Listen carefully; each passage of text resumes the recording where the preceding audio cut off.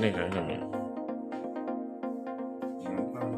ganteng pak, nah ini gua ganteng kok. Yang sebelah pundi mriku Pak?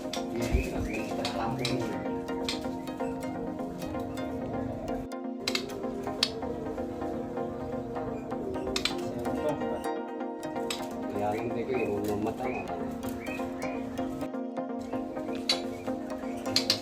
Jadi jam sekawan. Ya, jam subuh.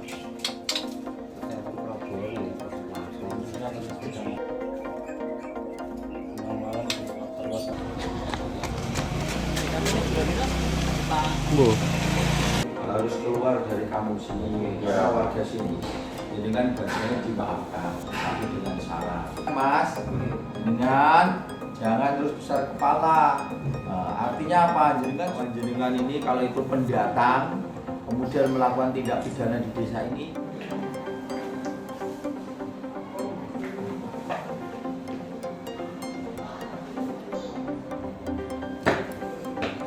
ibunya depan.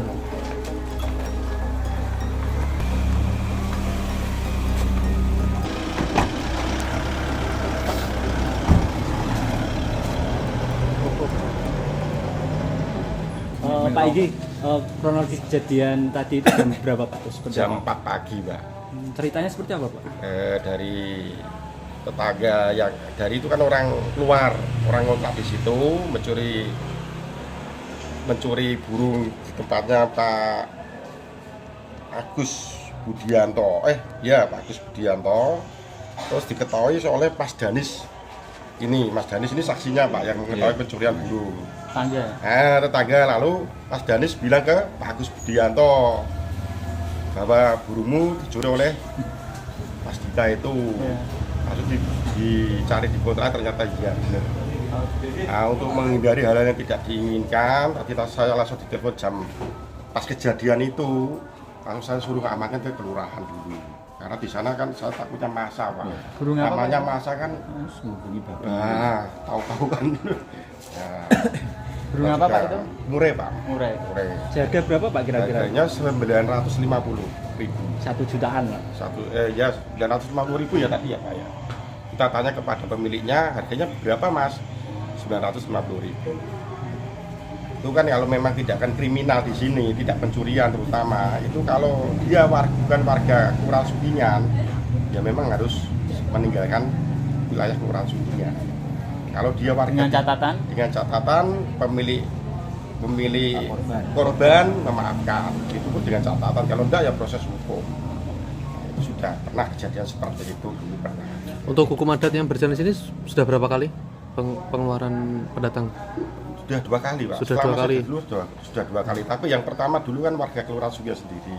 Jadi diberi waktu untuk 1 kali lagi. Bila dia melakukan hal yang sama, ya.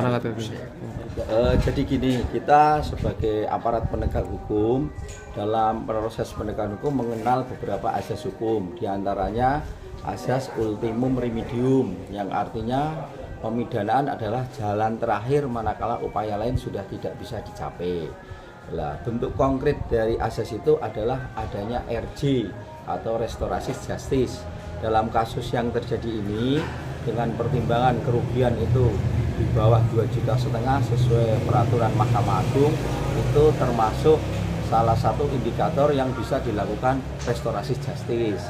Terus pertimbangan lain, pelaku masih anak-anak, yaitu umur 16 tahun, ditambah di Kelurahan Sudingan ini ada hukum adat yang disampaikan tadi oleh Pak Lurah, di mana dalam penegakan hukum sesuai dengan asas legalitas dalam KUHP yang baru, Undang-Undang Nomor 1 Tahun 2023 yang akan diberlakukan 2 tahun lagi itu, dalam penegakan hukum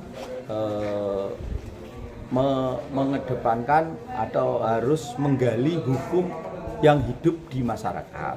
Salah satunya di sini di Sudingan ada hukum yang hidup di masyarakat yang harus ditaati. Jadi terkait itu maka dilakukan restorasi justice. Dan Untuk alasan pelaku melakukan pencurian itu karena apa sih, Bang? Untuk pelaku melakukan perbuatan itu karena faktor ekonomi, karena dia tidak punya uang terus melakukan jalan pintas dengan mencuri. Tadi keterangan pelaku ini baru pertama dia lakukan atau udah berapa kali? Menurut keterangan pelaku baru sekali melakukan. Sehingga itu salah satu pertimbangan juga, baru pertama kali, umurnya masih di bawah umur. Kemudian di sini ada hukum yang hidup di masyarakat, yaitu adanya hukum adat. Kita menghormati hukum adat. Oke. Jangan lupa follow, like, dan subscribe sosial media Tribun Jateng.